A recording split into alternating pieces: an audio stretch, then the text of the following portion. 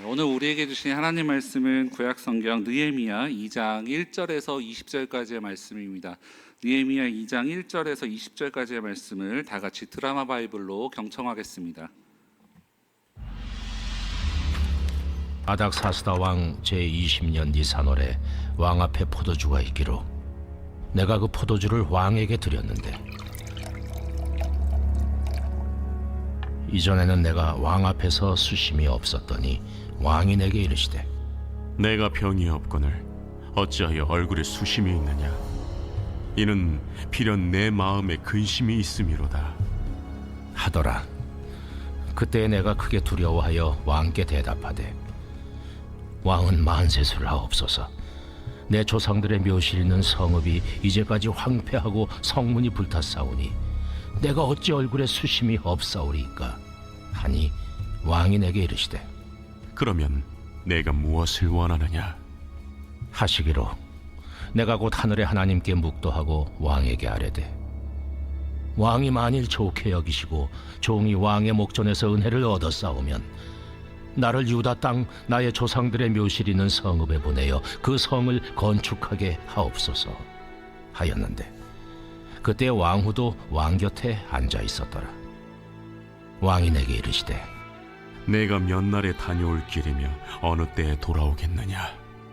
하고 왕이 나를 보내기를 좋게 여기시기로 내가 기한을 정하고 내가 또 왕에게 아뢰되, 왕이 만일 좋게 여기시거든 강 서쪽 총독들에게 내리시는 조서를 내게 주사 그들이 나를 용납하여 유다에 들어가기까지 통과하게 하시고, 또 왕의 삼림 감독 아삽에게 조서를 내리사 그가 성전에 속한 영문의 문과 성곽과 내가 들어갈 집을 위하여 들보로 쓸 제목을 내게 주게 하옵소서 하매, 내 하나님의 선한 손이 나를 도우심으로 왕이 허락하고 군대 장관과 마병을 보내어 나와 함께하게 하시기로 내가 강 서쪽에 있는 총독들에게 이르러 왕의 조소를 전하였더니, 호론 사람 산발락과 종이었던 암몬 사람 도비아가 이스라엘 자손을 흥왕하게 하려는 사람이 왔다 함을 듣고 심히 근심하더라. 내가 예루살렘에 이르러 머무른 지 사흘 만에 내 하나님께서 예루살렘을 위해 무엇을 할 것인지 내 마음에 주신 것을 내가 아무에게도 말하지 아니하고 밤에 일어나 몇몇 사람과 함께 나갈새 내가 탄 짐승 외에는 다른 짐승이 없더라. 그 밤에 골짜기 문으로 나가서 용정으로 분문에 이르는 동안에 보니 예루살렘 성벽이 다 무너졌고 성문은 불탔더라.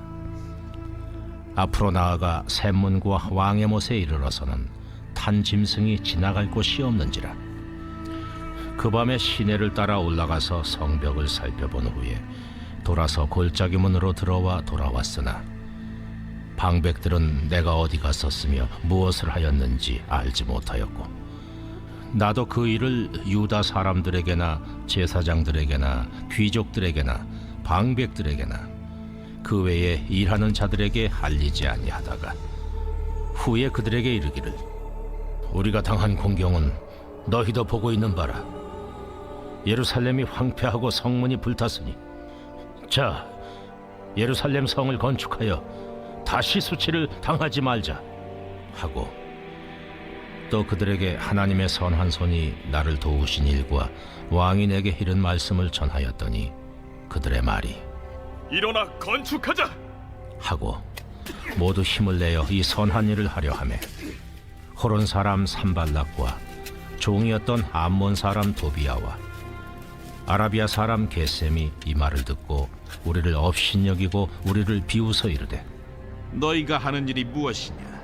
너희가 왕을 배반하고자 하느냐? 하기로 내가 그들에게 대답하여 이르되, 하늘의 하나님이 우리를 형통하게 하시리니 그의 종들인 우리가 일어나 건축하려니와 오직 너희에게는 예루살렘에서 아무 기업도 없고 권리도 없고 기억되는 바도 없다 하였느니라. 아멘.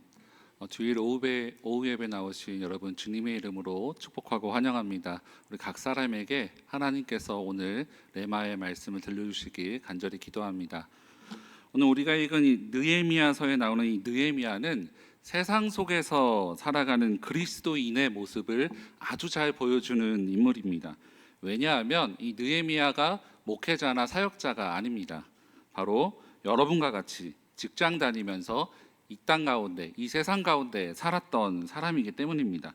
그래서 느헤미야라는 인물은 우리에게 아주 가깝고 또 친밀하게 다가옵니다. 느헤미야는 하나님 나라를 발견한 사람, 예수 그리스도를 믿고 하나님 나라를 발견한 사람이 이 땅 가운데서 어떠한 모습으로 살아가고 하나님의 비전을 이 땅 가운데 어떻게 이루면서 살아가야 하는지 잘 알려줍니다. 느헤미야는 페르시아 왕 아닥사스다 왕의 술관원이었습니다. 이 술관원은 보기에는 큰 권력이 없는 것처럼 보이지만 왕과 아주 가까이 있었고 왕의 신임을 받고 있었기에 큰 영향력을 가지고 있었던 사람입니다. 이 왕의 궁전에 있던 어느 날 이 형제 하나니가 고국에 대한 아주 비참한 소식을 들려주었죠. 고국 땅 예루살렘 성벽은 무너지고 성문도 불탔다는 이 아픈 소식을 듣고 수치스럽고 그리고 황폐스러운 그 고국 땅을 향하여서 국률의 마음, 하나님의 마음이 그의 마음 가운데 가득하게 됩니다. 그래서 이 느헤미야는 금식하면서 기도했습니다. 근데 그렇게 기도하던 중에 느헤미야가 기도 응답을 받는데 그 말씀이 바로 느헤미야 1장 11절이었습니다. 1장 11절 말씀을 보면 주여 구하오니 귀를 기울이사 종의 기도와 주의 이름을 경외하기를 기뻐하는 종들의 기도를 들으시고 오늘 종이 형통하여 이 사람들 앞에서 은혜를 잊게 하옵소서 하였나니 그때 내가 왕의 술관원이 되었느니라. 이것이 바로 금식 기도한 이후에 받은 기도 응답이었습니다.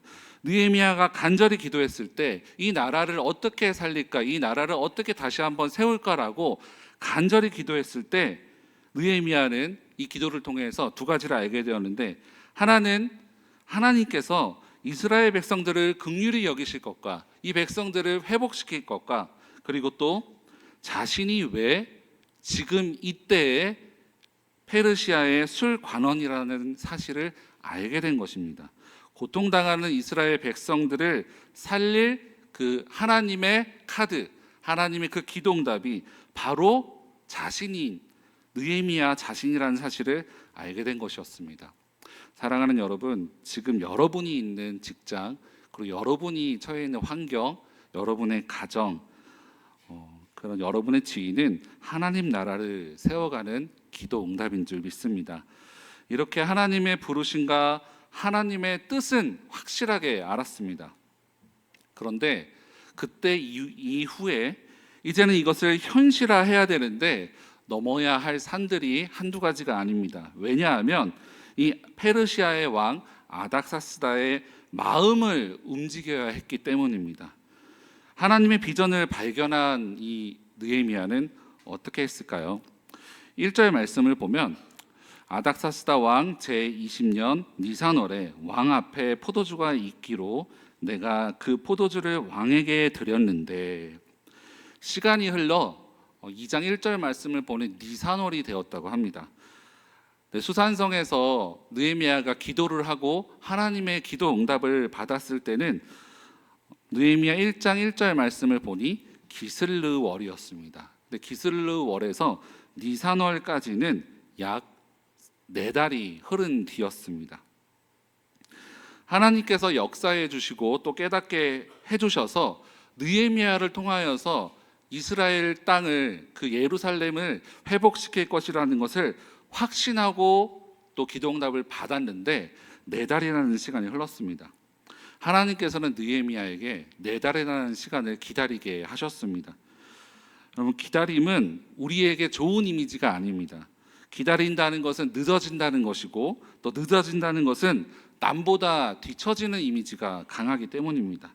특히나 우리나라처럼 빨리빨리 문화가 팽배한 곳에서는 기다림과 늦어진다는 것은 남보다 뒤처지고 무언가 실패한 이미지가 더 강합니다. 우리나라 엘리베이터를 보면 알 수 있듯이 닫힌 버튼만 이렇게 다 벗겨져 있는 것을 발견하고 합니다. 여러분 아파트도 그럴지 모르겠는데 닫힌 버튼만 저렇게 하얗게 되어 있는 것을 볼 수 있습니다. 외국인이 한국에 와서 가장 놀랐던 점을 기록한 것에 이러한 기록이 있습니다. 가게 주인이 내 카드를 가져가서 가게 주인이 사인을 해서 결제를 할 때 외국인들은 정말 놀라움을 금치 못한다고 합니다. 이렇게 빨리빨리 문화가 있는 곳에서 기다린다는 것 쉽지 않습니다. 하나님께서는 느헤미야에게 기다리게 하셨습니다. 그리고 바로 사용하지 않으셨습니다. 하나님의 놀라운 비전을 발견했다 하더라도 준비시키시는 시간이 있다는 사실을 여러분 기억하시기 바랍니다. 하나님께서 우리에게 주시는 이 기다림이라는 것은 버려지는 시간이 아니고 남들보다 뒤처지는 시간이 아닙니다. 바로 준비시키시는 시간인 줄 믿습니다. 느헤미야는 이 하나님의 때가 올 때까지 기다리고 또 기도하며 있었습니다. 느헤미야서 곳곳을 살펴보면 느헤미야는 어떠한 문제나 환경 앞에서 기도했다는 기록이 끊임없이 나옵니다. 그리고 오늘 말씀에서도 왕 앞에 갔을 때도 그 잠깐이라는 시간을 가지고도 하나님께 묵도하고 하나님께 물으며 나아가는 모습을 우리가 볼 수 있습니다. 여러분, 모든 일에는 때가 있습니다. 그런데 모든 때 중에 하나님의 때가 분명히 있는 줄 믿습니다. 여러분, 아무 일도 일어나지 않는다고 하여서 하나님께서 일하지 않는 것이 아닙니다. 하나님께서는 보이지 않는 곳에서 가장 적절한 때, 가장 하나님 마음에 합당한 때를 준비하고 계심을 여러분 믿으시기 바랍니다. 느헤미야는 이 네 달 동안 기도하면서 하나님의 때를 기다렸습니다. 여러분, 하나님의 때가 언제인지 잘 분별할 수 있도록 또 여러분이 비전을 주고 기다림을 주셨을 때 기도로 준비하는 믿음의 백성들 되시기를 간절히 기도합니다. 이 네 달이라는 시간이 흘러서 드디어 하나님의 때가 되었습니다. 제가 1절 그리고 여러분이 2절을 읽겠습니다. 아닥사스다 왕 제20년 니산월에 왕 앞에 포도주가 있기로 내가 그 포도주를 왕에게 드렸는데 이전에는 내가 왕 앞에서 수심이 없었더니 왕이 내게 이르시되 내가 병이 없거늘 어찌하여 얼굴에 수심이 있느냐 이는 필연 내 마음에 근심이 있음이로다 하더라. 그때 내가 크게 두려워하여. 느헤미야가 기도로 준비했다고 했습니다. 기도로 준비했던 중 새해를 맞이한 그 니산월에 왕의 잔치에 참여하게 되었습니다. 이때 아닥사스다 왕이 느헤미야의 근심 가득한 얼굴을 보게 되었습니다. 그리고 이유를 묻게 됩니다. 그 당시 왕 앞에서 근심 어린 얼굴, 왕 앞에서는 늘 해같이 빛나는 얼굴로 나가야 되는데 근심 어린 얼굴로 나아갔을 때, 그로 인하여서 왕의 마음을 불편하게 했을 때는 그 즉시 바로 그 자리에서 목숨을 잃을 수도 있었습니다. 그래서 2절 말씀 하반절에 느헤미야는 크게 두려워했다라고 기록되어 있습니다.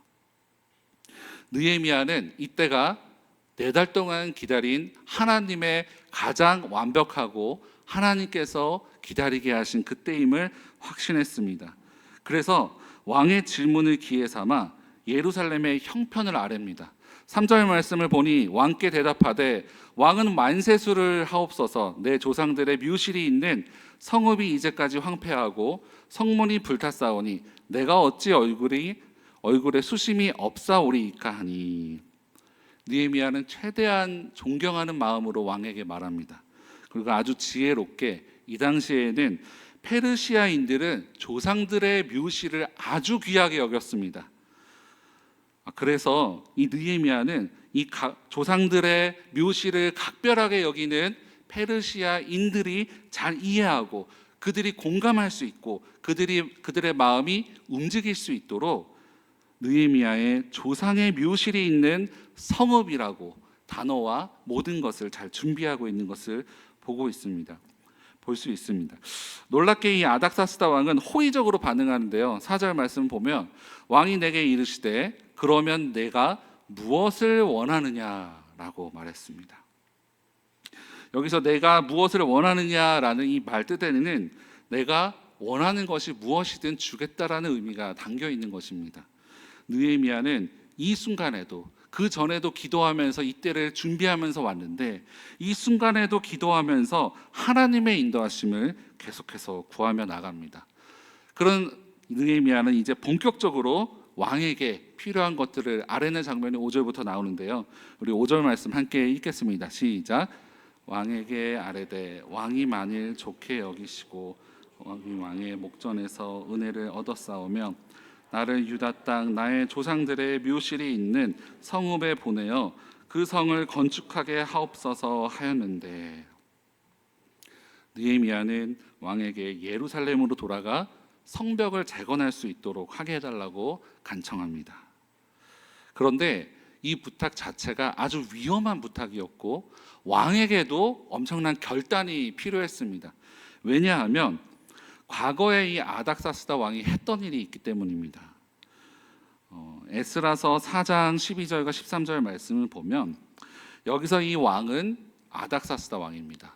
아래고 있는 사람들은 에스라 때에 이스라엘 백성들이 성벽을 재건하는 것을 아주 방해하기 위하여서 했던 사람들이 왕에게 아랜 내용입니다. 12절 말씀을 보면 왕에게 아뢰나이다. 당신께서는 우리에게로 돌아온 유다 사람들이 예루살렘에 이르러 이 폐역하고 악한 성읍을 건축하는데 이미 그 기초를 수축하고 성곽을 건축하오니 이제 왕은 아시옵소서. 만일 이 성읍을 건축하고 그 성곽을 완공하면 저 무리가 다시는 조공과 관세와 통행세를 바치지 아니하리니 결국 왕들에게 손해가 되리이다. 이들은 이스라엘 백성들이 견고한 성을 짓고 또 그 세력들이 강해지는 것을 두려워하여서 왕에게 이런 거짓된 발언을 하게 됩니다. 이 말을 들은 아닥사스다 왕은 조서를 써서 이스라엘 백성들이 더 이상 성벽을 짓지 못하는 조서를 쓰게 됩니다. 그러니 다시 한번 아닥사스다 왕이 조서를 내리는 데는 왕이 했던 말을 번복해야 되는 일이 있었던 것입니다. 이런 문제 때문에 느헤미야는 그동안 기도하면서 하나님의 때를 기다렸던 것입니다. 그런데 아닥사스다 왕은 뜻밖에도 원하는 대로 하라고 말합니다. 그리고 느헤미야에게 여행에 소요되는 기간까지 묻습니다. 느헤미야는 이제 본격적으로 예루살렘 여행에 필요한 사항들을 왕에게 낱낱이 구하게 되는데요. 먼저 느헤미야는 공적으로 보호받을 수 있는 왕의 조서를 요청합니다. 그리고 성벽 재건에 필요한 목재와 그 목재를 조달받을 수 있는 왕의 살림 감독 아삽에게 공문을 보내달라고 합니다. 여러분, 이 느헤미야의 발언, 갑작스럽게 찾아온 그때에 아무런 준비 없이 순간의 기지로 이러한 요청을 할 수 있었을까요? 그러기 어려웠을 것입니다. 느헤미야는 지난 4달 동안 하나님의 때를 기다리며 기도함과 동시에 예루살렘 성벽 재건에 필요한 것들을 꼼꼼하게 점검하고 꼼꼼하게 준비하고 있었던 것입니다. 그래서 결정적인 순간이 찾아오자 신중하면서도 정말 필요한 것들을 바로 낱낱이 고하고 요구하였고 그것을 얻을 수 있었던 것입니다. 느헤미야가 요구한 것은 얼마나 디테일합니까? 예루살렘에 머물 기간도 정하고 있었습니다. 그리고 또 이를 위해 도움을 줄 살림 감독자의 이름도 알고 있었습니다. 그리고 예상되는 반대 세력들을 다 파악하고 왕의 조서가 필요하다는 것을 알았기에 바로 요청할 수 있었습니다. 여러분, 비전의 사람은 하나님의 기도응답과 하나님의 능력을 믿고 기도하면서 가만히 있는 사람이 아닙니다. 최선을 다해 기도하면서 하나님의 때를 구하고 현실적인 대안과 준비를 철저하게 하는 사람인 줄 믿습니다. 그러나 그 무엇보다 가장 중요한 것은 이 모든 일에 처음부터 끝까지 보이지 않는 하나님의 손길을 볼 수 있는 사람입니다. 우리 8절 말씀 우리 함께 읽겠습니다. 시작. 또 왕의 살림 감독 아삽에게 조서를 내리사 그가 성전에 속한 영문의 문과 성곽과 내가 들어갈 집을 위하여 글보로 쓸 제목을 내게 주게 하옵소서 하매 내 하나님의 선한 손이 나를 도우심으로 왕이 허락하고.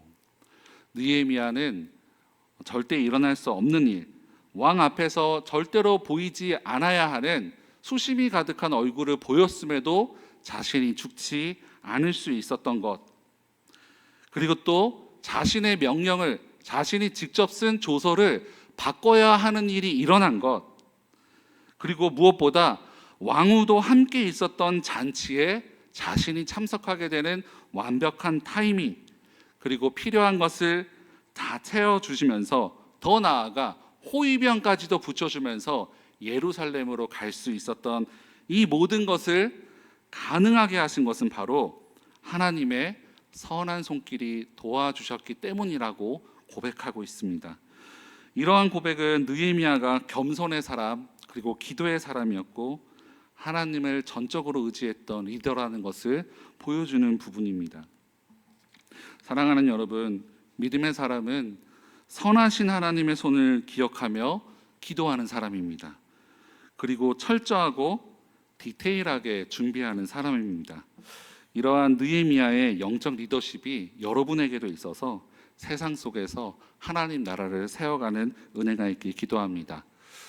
이렇게 놀라운 은혜를 경험한 이후에 모든 것이 완벽하게 준비되었고 또 엄청난 좋은 타이밍이 다 주어졌습니다. 그리고 이제 예루살렘으로 가기만 하면 됩니다.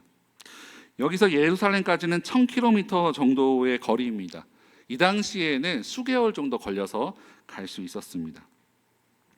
여러분, 예루살렘에 도착한 느헤미야는 무엇을 했을까요? 우리 같으면 어떤 것을 할 것 같습니까? 사람들을 모아서 하나님께서 응답하셨습니다. 이 예루살렘을 다시 하나님께서 세우실 것입니다. 이것 보십시오. 그 옛날 아닥사스다 왕이 다시 조서를 써준 것을 보십시오라면서 흥분해서 오늘날로 말하자면 기자회견까지 이렇게 했을 것 같습니다. 그런데 느헤미야는 달랐는데요. 11절 말씀에 이렇게 기록되어 있습니다. 내가 예루살렘에 이르러 머무른 지 사흘 만에 라고 기록되어 있습니다. 예루살렘에 도착한 이 바로 왕에게서 받은 고난을 바로 사용하지 않습니다. 3일 동안 휴식도 취하면서 기도하면서 자신의 계획을 다시 한번 점검하며 하나님 앞에 이 모든 것을 맡기는 시간을 가졌습니다. 그리고 예루살렘 성을 정탐합니다. 12절을 보니까 내 하나님께서 예루살렘을 위해 무엇을 할 것인지 내 마음에 주신 것을 내가 아무에게도 말하지 아니하고 밤에 일어나 몇몇 사람과 함께 나갈새 내가 탄 짐승 외에는 다른 짐승이 없더라. 모든 사람이 잠든 그 시간에 소수만 데리고 예루살렘 곳곳을 정탐하기 시작합니다. 이렇게 조심스럽게 진행하는 이유가 두 가지 정도 있습니다. 과거에 성벽 재건을 방해로 실패한 적이 있기 때문인데요. 그들에게 정보가 새어나가지 않기 위함이고, 또 하나는 지금 이스라엘 백성들의 사기는 바닥을 치고 있었기 때문입니다. 패배가 익숙해져 있는 사람들에게 성벽 재건을 섣불리 말한다는 것 자체가 아주 위험하고 시기상조로 보았기 때문입니다. 여러분, 하나님의 놀라운 인도하심이 있어도 너무 성급하지 않길 기도합니다. 하나님보다 앞서지 않길 바랍니다. 부서를 이동하고 새로운 직장에 들어가면 조용히 그 부서와 직장을 돌아보며 그 직장과 부서의 역사를 먼저 살펴볼 수 있는 지혜가 있길 기도합니다. 이것이 바로 왕에게 받은 고난을 바로 실행에 옮기지 않는 신중한 느헤미야의 리더십입니다. 이 느헤미야는 이제 하나님의 부르심에 응답하였습니다. 그리고 또 주어진 시간에 기도로 준비했습니다. 기도로 준비하면서 현실적으로 필요한 것들을 꼼꼼하게 또 철저하게 그리고 무엇보다 신중하게 준비하며 또 실행하며 나갔던 사람입니다. 더 살펴보진 않았지만 이후의 말씀들을 보면 사람들에게 다가가서 그동안 하나님께서 보이지 않는 손으로 하신 놀라운 일들을 사람들에게 알려주고 하나님의 말씀을 들은 이 사람들이 힘을 내어서 모두 일어나 건축하자라며 사람들을 설득하고 또 일으켜 세웁니다. 또 심지어 많은 호론 사람 산발락과 종이었던 암몬 사람 도비아가 일어나 이 성벽 재건하는 것을 방해할 때여도 온전히 하나님을 의지하며 나아가 또 하나님의 뜻을 일으켜 세웠던 인물이 바로 느헤미야입니다. 이러한 리더십을 통해서 하나님 나라와 하나님의 뜻이 이 땅 가운데 세워진다는 것을 기억하시기 바랍니다. 이러한 느헤미야의 리더십이 우리에게도 있어서 이 땅에서 하나님 나라의 깃발을 세우며 하나님 나라를 확장하며 나아가는 믿음의 백성들 되시기를 주님의 이름으로 축원합니다. 우리 함께 찬양하며 나갑시다.